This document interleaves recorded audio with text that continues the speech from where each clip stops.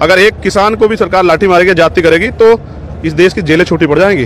Bhim army ने इतने नौजवान तैयार किए हैं, जेल से नहीं, इनका राशन लेके आए हैं ना, जेल में तो फिर भी रोटियां मिलती है। एक क्रांतिकारी के लिए जेल गहना होती है। ये कहते कुछ और करते कुछ है। नोटबंदी की इन्होंने कमर तोड़ी, जीएसटी की व्यापारियों कमर तोड़ी, अब किसानों कमर तोड़ रहे हैं। कहा था 2 करोड़ रोजगार देंगे, 20 करोड़ रोजगार इन्होंने खत्म कर दिए। किसानों ने जान दी, उनकी शहादत वापस नहीं जाएगी। उनकी शहादत जो जाया नहीं जाएगी, उनकी शहादत जो है वो बर्बाद नहीं होगी। जेलों से हम लोग नहीं डरते हैं, सरकार से हम नहीं डरते। अगर किसानों को जेल भेजने का प्रयास सरकार ने किया तो हम जेल भरो आंदोलन चला देंगे। सरकार दलित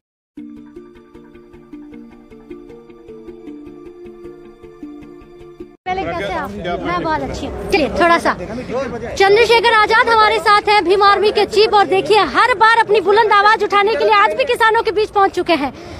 कहाँ मैं कौन से नाम ना गिनवाऊं जहाँ पर आवाज ना उठती है, वहाँ चंद्रशेखर आजाद ना पहुँचे। आज आप यहाँ पर भी पहुँचे किसानों की बात सुनने के लिए। वहाँ जाना पड़ेगा, और यहाँ आपको लग रहा है अन्याय हो रहा है। वाले से अन्याय सहने वाला ज्यादा दोषी होता है, और वो भी दोषी होता है जो अपने अधिकारों को खत्म होते देखता है। आज हमारे देश को खत्म करने का प्रयास किया जा रहा है, क्योंकि जिस देश का किसान जो है वो खुशहाल नहीं होता, देश कभी खुशहाल नहीं होता। किसान देश की रीढ़ है। अन्नदाता पे लाठियां चलाई जा रही है। अन्नदाता को जो है सुबह सुबह ठंडे पानी से सर्दी में नहलाया जा रहा है, उस पर आंसू गैस के गोले छोड़े जा रहे हैं। उनके रास्ते में कटीली झाड़ियां और गड्ढे खोदे गए हैं। आज अगर आंदोलनकारी लोग पीछे रह गए तो फिर कल किसका भरोसा कौन करेगा। मैं इसलिए यहाँ हूँ क्योंकि मैं न्याय नहीं देख सकता हूँ। क्या करने वाले हैं आप इनके साथ, और कितना सपोर्ट? अगर सरकार, जैसे सरकार ने अभी 3 दिन पहले कहा कि भाई हम इनको जेल भेज रहे हैं, तो मैंने फिर आके लाइव आके कहा कि अगर किसानों को जेल भेजने का प्रयास सरकार ने किया तो हम जेल भरो आंदोलन चला देंगे। सरकार दलितों की ताकत को इस देश में जानती है। वहाँ पर भी आपने धमकी देके डराया और मान गए? कि नहीं देता हूँ मैं तो संविधान से डरते हैं लोग, मुझसे कहाँ डरते हैं। लोकतंत्र में मिला है ना अधिकार विरोध का। यहाँ ऐसे ऐसे लोग हैं, सरकार कह रही है कि गुमराह किया जा रहा है। ये इनकी देख रही हैं आप, 70 साल से ज्यादा है। 71 साल। कितने साल के? 71 साल की उम्र है। 40 साल से आंदोलन में, इनको बहकाया जा सकता है। इमरजेंसी भी झेल ली है। फिर सरकार क्यों कह रही कि ये मुट्ठी भर लोग ही हैं जिनको? हमारे बच्चे जो हैं, जमीन में 70% किसान हट गया। 5-30% ये सरकारी आंकड़े की 30% किसान खेती कर रहा है। किसानों की हिम्मत और बढ़ गई आपके आने से। हिम्मत ही नहीं, उनको विश्वास दिलाने आया हूँ कि हमने बहुत सारे आंदोलन लड़े हैं। जेलों से हम लोग नहीं डरते हैं, सरकार से हम नहीं डरते हैं। तो हम लोग इसलिए सड़कों पे हैं कि किसान के आंदोलन को बदनाम किया जा रहा है। कभी खालिस्तानी कहते हैं, कभी कहते हैं 1-2 जाति के लोग हैं, कभी कहते हैं 1-2 प्रदेश के लोग हैं। मैं पूरी जिम्मेदारी से घोषणा करता हूँ, अगर किसानों के साथ जाति करेगी सरकार आंदोलन में, उनका अधिकार है आंदोलन, और सही बात पे लड़ रहे हैं, तो पूरे देश से हमारे लोग वो सड़कों पे आएंगे। सुना है सरकार कह रही है कि कानून वापस नहीं लेंगे। मैं क्या कह रहा हूँ, ये मैंने कहा है कि पूरे देश के लोग, किसान को तो कह रहे पंजाब हरियाणा का, और किसान के जो समर्थक हैं वो पूरे देश में है। और चंद्रशेखर जो उनकी आवाज है, भीम आर्मी की तरफ से पूरी जिम्मेदारी से कह रहा है आजाद समाज पार्टी की तरफ से कि हम सड़कों पे उतर जाएंगे। किसानों ने जान दी, उनकी शहादत वापस नहीं जाएगी। उनकी शहादत जो जाया नहीं जाएगी, उनकी शहादत जो है वो बर्बाद नहीं होगी। इस आंदोलन को सफलता मिलेगी, और मैं धैर्य की दाद देता हूँ कि ऐसे मौसम में भी किसान डटे हुए हैं, और 6-6 महीने का राशन लेके आए, खुशी से नहीं आए। लेकिन एक चीज का जवाब दीजिए, अभी आपको बातचीत चल रही है, सरकार के बीच बातचीत हो रही है, 3 बज के अब देखिए 7 मिनट बातचीत हो रही है उन लोगों, क्या निकलेगा, क्या मांगे रहेगी? क्योंकि अब आप भी किसान की आवाज बनकर बोल रहे हैं। मैं इस सरकार का भरोसा नहीं करता हूँ। मोदी जी जो इनके नेता झूठ बोलते हैं, मुझे भरोसा किसानों के आंदोलन के आगे हो सकता है सरकार को घुटने टेकने पड़ जाएं, लेकिन मैं इनका भरोसा नहीं करता, क्योंकि ये कहते कुछ है और करते कुछ है।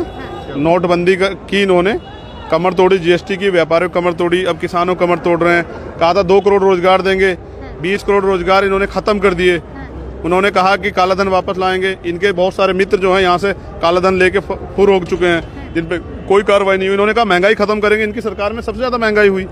मैं भी बिहार से लौटा हूँ चुनाव से, 800 रुपये क्विंटल उनको धान बेचना पड़ रहा है, जबकि एमएसपी पता है 1970 रुपये। इसलिए किसान सड़कों पर है। किसान को पता है कि कॉन्ट्रैक्ट फार्मिंग से उनके ऊपर इतना कर्जा सरकार थोप देगी कि उनकी जमीनें भी चली जाएंगी। और किसान पे कर्जा ले लिया कॉन्ट्रैक्ट करके। ये देखिए किसान, मैं 1 सेकंड आपसे लूंगा। मेरे गांव में बखरवा गांव है, सकूरपुर गांव है, भोजपुर गांव है, तिबड़ा गांव है, किसानों से कॉन्ट्रैक्ट पे खेती ली, लालच देके। खेती वैसा हमारी 5,000-6,000 रुपए बीघा पे खेती कॉन्ट्रैक्ट पे जाती है। रास्ता क्या निकलेगा? उस पर कर्जा ले लिया 40-40। ठीक है, बीच का रास्ता क्या मुझे बताइए, क्योंकि वो कानून लेने को तैयार नहीं। मैं अभी मंत्री से मिलके आ रही हूँ, अभी मंत्री के पास से आ रही हूँ। आप तो मंत्री के पास है, सरकार वापस नहीं लेंगे। सरकार तानाशाही कर रही है। ये लोकतंत्र नहीं है। इसका मतलब ये तो उन्होंने बता दिया कि राजतंत्र कर रहे हैं, यानी कि वो जनता के फैसले के समर्थन में नहीं है। आज लाखों लोग सड़क पे, इसलिए उनका भी सम्मान अगर नहीं कर रहे हैं सरकार, तो इसका मतलब वो उन्हें जनता से मतलब नहीं है। अब जनता को चाहिए कि वो अपने आंदोलन को मजबूत करे, और मैं किसानों से ये अपील करूंगा, क्योंकि उनके आंदोलन खराब करने के प्रयास किए जा रहे हैं। उनको बदनाम करने का प्रयास किया जा रहा है, तो शांतिपूर्वक अपने आंदोलन को और मजबूती दे और हम सब लोग आपके साथ हैं। यही सरकार झुकेगी। एक आंदोलन हमने लड़ा था सदगुरु रविदास की झुका के मानेंगे। सदगुरु रविदास जी का जो गुरु घर है वो तोड़ दिया गया था। हम दिल्ली आए थे 5 लाख लोग, मैं उसमें 68 दिन जेल रहा था। सुप्रीम कोर्ट भी झुकी और सरकार भी झुकी।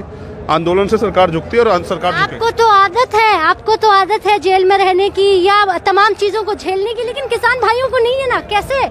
कैसे मुझे मैं 50 साल से झेल रहा हूँ। जो 6 महीने का राशन लेके आए हैं ना जेल में, तो फिर भी रोटियां मिलती है। एक क्रांतिकारी के लिए जेल गहना होती है। जिस उम्र में मुझे क्रिकेट खेलना था, मेरे हाथ में हथकड़ियां लगी, मैंने बहुत लोग तैयार किए। सरकार कहे, सरकार किसानों के साथ जाति करे, क्यों सरकार आगे नहीं बढ़ने दे जिनको लाठी मार रही थी। अगर एक किसान को भी सरकार लाठी मारेगी, जाति करेगी, तो इस देश की जेलें छोटी पड़ जाएंगी। भीम आर्मी ने इतने नौजवान तैयार किए हैं, जेल से नहीं डरते हैं। ठीक है, आखिरी सवाल, आपकी बातों से कोई नहीं जीत सकता। आपकी आवाज इतनी बुलंद है कि सरकारों को भी समझना और सुनना पड़ता है। सुनिएगा, आखिरी सवाल, क्या लगता है कि आज बातचीत में अगर किसान भाई मान जाते हैं, और वो बार बार कहते हैं, क्योंकि मैंने जैसा बताया कि अभी मैं केंद्रीय मंत्री से मिलकर आ रही हूँ, वो कह रहे हैं कि जो किसान के हित में कानून है उसे मैं वापस क्यों लूं, मोदी सरकार वापस क्यों ले, ये बताएं आप। मना कर रही थी इमरजेंसी खत्म करने की। देखिए 2 चीजें हैं। एक जानकारी मुझे अभी दी। एक तो पहली बात जो है, सरकार से किसानों ने मांगा क्या है। ये कानून मांगे तो नहीं है, जबरदस्ती थोपे गए। कोई एक किसान बता दे जो सरकार के पास गया हो कि लीजिए ये कानून बना दीजिए, तो सरकार ने किसान बिना मांगे आप सुविधा दे रहे हैं। किसान लेना नहीं चाहते। किसान के जो हित में वो कीजिए ना। दूसरी बात, हमारे नेता है, हमारे बड़े बुजुर्ग, उन्होंने मुझसे कहा, ये मेरे बड़े भाई, इन्होंने मुझसे कहा कि इंदिरा गांधी भी कहती थी कि इमरजेंसी वापस नहीं लेंगे। ये लोकतंत्र भी कह रहे थे। ये लोकतंत्र है। मैं बच्चे थे। अच्छा, ये कह रहे हैं कि भाई आप अकेले गिरफ्तार नहीं, मैं भी। इंदिरा गांधी मना कर रही थी। इंदिरा गांधी मना कर रही थी इमरजेंसी खत्म नहीं करूंगी। लोकतंत्र है, इंदिरा गांधी करनी पड़ेगी, और सिर्फ करनी नहीं पड़ेगी। नहीं है। किसानों के ये कानून भी वापस, किसानों विरोधी कानून वापस लेने पड़ेंगे और किसानों की मांग को मानना पड़ेगा। बस यही आखिरी है। अगर किसान नहीं लौटा ना, 4 दिन में देश की अर्थव्यवस्था चौपट हो जाएगी।